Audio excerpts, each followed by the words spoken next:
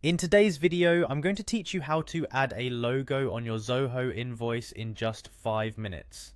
Adding a logo to your invoices not only helps elevate your brand's visibility, but also presents a more professional image to your clients. Let's dive right into the steps to easily accomplish this task.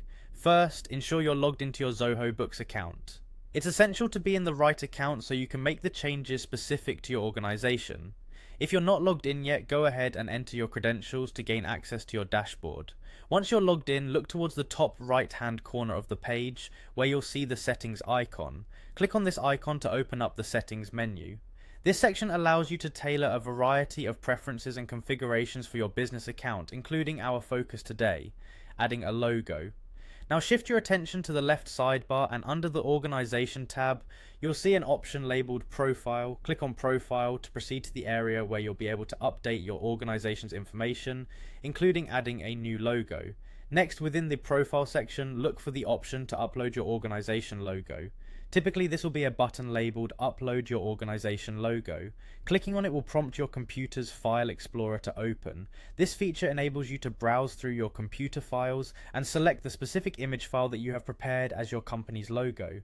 At this step, you'll want to find the image file of your company logo saved on your device. It's a good practice to ensure your logo file is high resolution and fits well within the dimension requirements suggested by Zoho. Once you find your logo file, click on it and then select Open to upload. With your logo now uploaded, there's one last crucial step: saving your changes.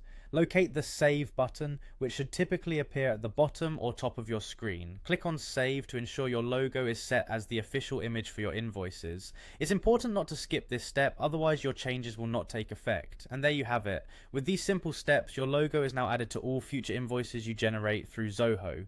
This small yet significant change enhances how your business is perceived by clients, contributing to a professional and consistent brand identity.